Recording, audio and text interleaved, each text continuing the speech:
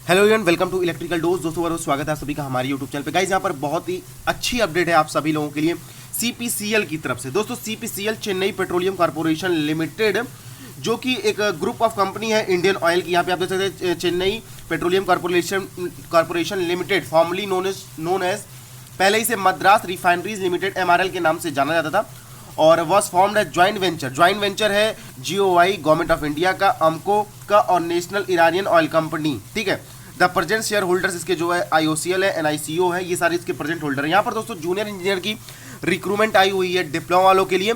कुछ पोस्टें जो है यहाँ पर दोस्तों कोई भी एक्सपीरियंस नहीं है, और कुछ पोस्टों पर एक्सपीरियंस मांगा है। तो फ्रेशर्स वाले भी कैंडिडेट्स एलिजिबल है, और जिनके पास एक्सपीरियंस है वो भी इसका एडवांटेज उठा सकते हैं। तो सभी के लिए ये वीडियो है। डिटेल में इस वीडियो में बात करने वाले हैं एलिजिबिलिटी क्राइटेरिया क्या क्या है, सिलेक्शन प्रोसीजर क्या क्या है। ऑल ओवर इंडिया के कैंडिडेट्स यहाँ पर एलिजिबल है, ऐसा बिल्कुल ही परेशानी की बात नहीं है। यहाँ पर हम दोस्तों सीपीसीएल के ऑफिशियल वेबसाइट पर cpcl.co.in, और जैसे ही दोस्तों यहाँ पर आप क्लिक करते हैं तो यहाँ पे आप कैरियर सेक्शन पे क्लिक करते हैं। ठीक है, जैसे ही हमारा कैरियर सेक्शन के बाद न्यू पेज ओपन होता है, यहाँ पे आप देख सकते हैं advertisement recruitment of non executive personal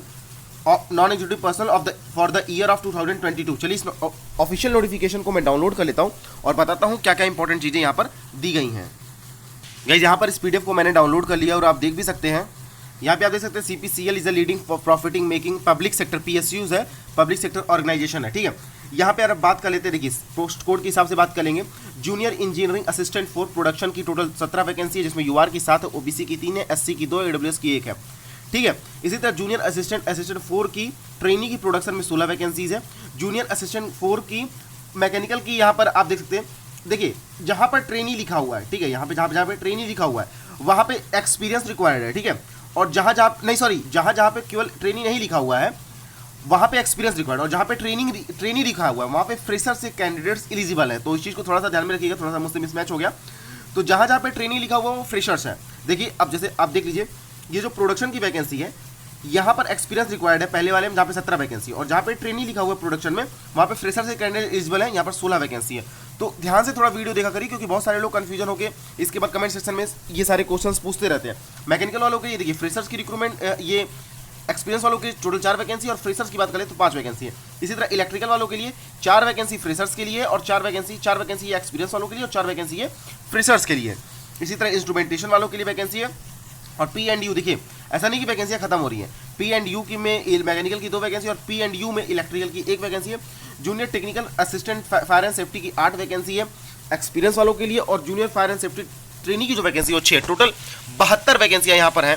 ठीक है, चलिए अब और अगर इंपॉर्टेंट चीज़ों की बात कर ले, ऑल ओवर इंडिया के कैंडिडेट्स फॉर्म को फिलअप कर सकते हैं। ठीक है, ओबीसी को, अगर आप ओबीसी हैं तो ओबीसी में फॉर्म फिलअप कर सकते हैं, जनरल है तो जनरल में, और एससी एसटी है तो एससी एसटी में। ऐसा कुछ क्राइटेरिया नहीं रखा हुआ है कि आप कोई भी स्टेट का कोई ऐसा क्राइटेरिया नहीं मांगा हुआ है। यहाँ पे दोस्तों फिजिकल स्टैंडर्ड्स को लेके जो फिजिकल पीडब्ल्यूडी कैटेगरी का एक क्राइटेरिया दिया हुआ है, इसे भी आप देख सकते हैं। एज लिमिट की अगर हम बात कर लेते हैं तो यहाँ पर आप देख सकते हैं, देखिए जो फ्रेशर्स की वैकेंसी है, ठीक है, जो फ्रेशर्स की वैकेंसी है वहाँ पे मैक्सिमम एज लिमिट 26 साल है, और ओबीसी को 3 साल का एज रिलेक्शन है, एससी को 5 साल का। लेकिन जहाँ पे एक्सपीरियंस रिक्वायर्ड है वहाँ पर मैक्सिमम एज लिमिट 30 साल है यूआर के लिए। अब यहाँ पर यूआर के लिए 30 साल है, जहाँ पर एक्सपीरियंस रिक्वायर्ड है, उसी तरह ओबीसी को 3 साल की छूट मिलेगी और एससी को 5 साल की छूट मिलेगी। तो इसी चीज़ को भी ध्यान रखिएगा। पीडब्ल्यूडी कैटेगरी के लिए यहाँ पर 10 साल का एज रिलेक्शन दिया गया है। ठीक है, अब देखिए जैसा कि मैंने आपको बता दिया था कि देखिए अब ये जूनियर इंजीनियरिंग असिस्टेंट प्रोडक्शन में 3 साल का डिप्लोमा चाहिए। ठीक है, चाहे केमिकल से, पेट्रोलियम से, पेट्रोकेमिकल से, या बीएससी चाहिए, केमिस्ट्री से केमिस्ट्री एज ए सब्जेक्ट होना चाहिए। और इस पोस्ट के लिए एक्सपीरियंस रिक्वायर्ड है 2 साल का। लेकिन यहाँ पर जूनियर असिस्टेंट प्रोडक्शन में जो ट्रेनी जहाँ पे लिखा हुआ है, यहाँ पर डिप्लोमा तो रिक्वायर्ड है, लेकिन यहाँ पर कोई भी एक्सपीरियंस रिक्वायर्ड नहीं है। यहाँ पे आप देख सकते हैं, यहाँ पे डैश बना हुआ है, तो इस चीज़ को भी आप ध्यान रखिएगा। सेम इसी तरह junior engineer assistant for mechanical के लिए, जो मैकेनिकल के यहाँ 3 साल का डिप्लोमा चाहिए मैकेनिकल इंजीनियरिंग से, और यहाँ पर 2 साल का एक्सपीरियंस रिक्वायर्ड है। लेकिन ट्रेनी वाली जो मैकेनिकल की पोस्ट है यहाँ पर कोई भी एक्सपीरियंस नहीं रिक्वायर्ड है। सेम ऐसे इलेक्ट्रिकल के लिए, और सेम ऐसे ही इंस्ट्रूमेंटेशन के लिए सेम क्वालिफिकेशंस रिक्वायर्ड है। फायर एंड सेफ्टी के लिए यहाँ पे आप देख सकते हैं मैट्रिक प्लस सब ऑफिसर का कोर्स होता है फायर एंड सेफ्टी का, तो वो रिक्वायर्ड है। इसके बारे में हम ज़्यादा डिस्कशन नहीं करने वाले हैं। देखिए अब जो जूनियर इंजीनियर की पोस्ट है उसमें हम मोड ऑफ सिलेक्शन की बात कर लेते हैं। तो देखिए लिखा हुआ है मोड ऑफ सिलेक्शन में कि for all position except fire and safety वाली जो पोजीशन है उसको छोड़ के, the selection will be made on the basis of performance in the online test followed by verification of certificate of the shortlisted। आपका CBT test होगा, CBT test पे आपकी फाइनल मेरिट बनेगी और इसके हिसाब से आपका सिलेक्शन होगा, और इसके बाद आपका डॉक्यूमेंट वेरिफिकेशन होगा। The candidate will be finally selected subject to their being found medically fit.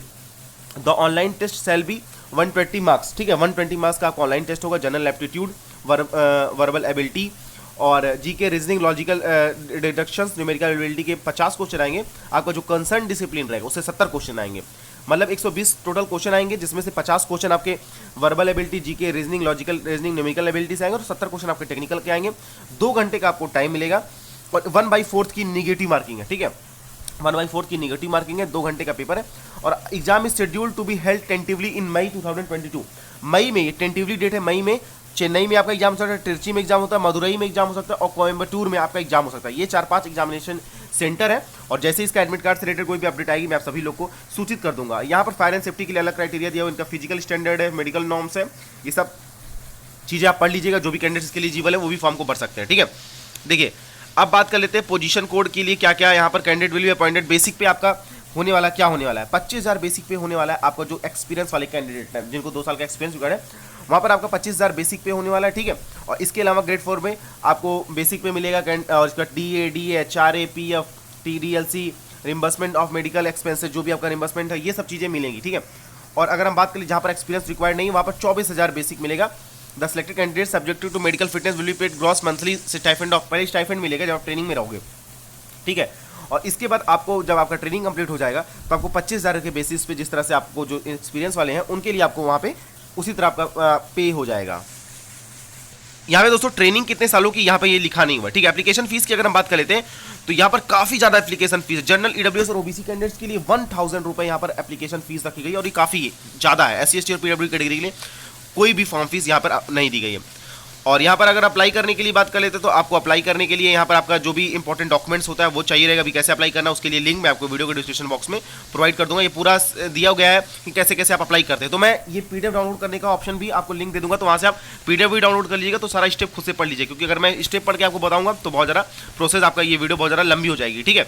चलिए हम इंपॉर्टेंट और चीज़ों की बात कर लेते हैं। तो इसका ऑनलाइन एप्लीकेशन फॉर्म 24 तारीख से स्टार्ट हो गया है। 24 तारीख से इसका ऑनलाइन एप्लीकेशन फॉर्म स्टार्ट हो गया है। 14 अप्रैल तक आप इसका ऑनलाइन एप्लीकेशन फॉर्म भर सकते हैं। 14 अप्रैल तक आप फॉर्म भर सकते हैं। आपका एडमिट कार्ड 2 मई को आने की उम्मीद है। Tentative date for downloading admit card 2 मई को और 8 मई को इसका एग्जामिनेशन शेड्यूल्ड है, ठीक है।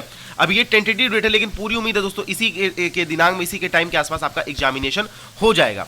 तो आपको क्या करना है, जो इसकी ऑफिशियल वेबसाइट है cpcl.co.in में जाना है, वहाँ पे आपको अप्लाई करने का लिंक मिल जाएगा, आप वहाँ से अप्लाई कर सकते हैं। हालांकि मैं वीडियो के डिस्क्रिप्शन बॉक्स में लिंक दे दूंगा। और इसके अलावा दोस्तों अगर आपको कोई भी क्वेरीज रह जाती है तो इसी वीडियो के कमेंट सेक्शन में आप हमसे कमेंट करके पूछ सकते हैं। कोई भी आपकी क्वेरीज, कोई भी डाउट रहेगा, अप्लाई करने का लिंक मिल जाएगा, यहाँ से आप PDF भी डाउनलोड कर लीजिएगा। तो चलिए दोस्तों आज की वीडियो में बस इतना ही। Thanks watching this video, see you next time.